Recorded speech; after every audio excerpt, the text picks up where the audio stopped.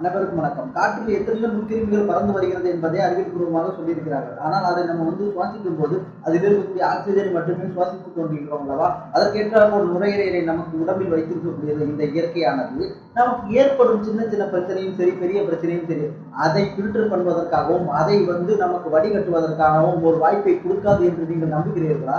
அப்படி நீங்கள் நம்பவில்லை என்றால் ஏன் அதை பற்றி கவலைப்பட்டுக் கொண்டிருக்கிறீர்கள்?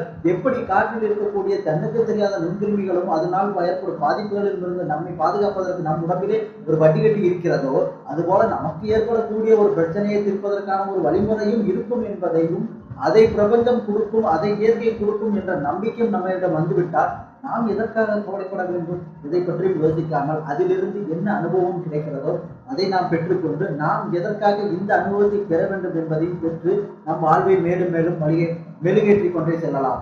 இது போன்ற தகவல்கள் மூலமாக இந்த இயற்கை நமக்கு உணர்த்திக் கொள்வோம்.